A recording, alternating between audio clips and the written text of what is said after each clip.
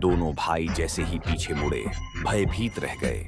उनके सामने एक हाथी जितनी विशाल चूहे की लाश पड़ी थी।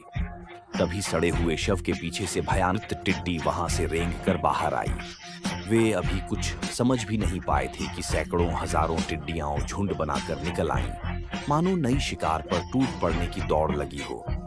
आर्थर चीख उठा और अपने भाई ऑर्म को लेकर भाग खड़ा हुआ। ऑर्म बचपन से समुद्र में पला था, इसलिए जमीन पर भागने में वह थोड़ा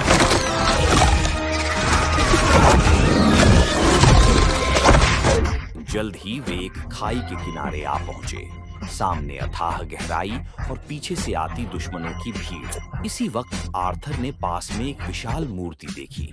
उसे अचानक एक विचार आया और वह मूर्ति से जाकर टकराया। ओनार्म ने उसे मूर्खता कहा, मगर मूर्ति की नींव में दरारें पड़ने लगीं और देखते ही देखते वह नीचे की ओर ढहकर खाई के दूसरी तरफ गिर गई। एक पत्थर का पुल बन गया। भाइयों ने मिलकर पीछा कर रही टिड्डियों को रोकने के लिए दूसरी मूर्ति भी गिरा दी और मुश्किल से अपनी जान बचाई। इसके बाद वे ब्लैक माउंटा के अड्डे तक पहुंच गए। दोनों ने पहरेदारों को आसानी से हरा दिया और नियंत्रण कक्ष पर कब्जा कर लिया।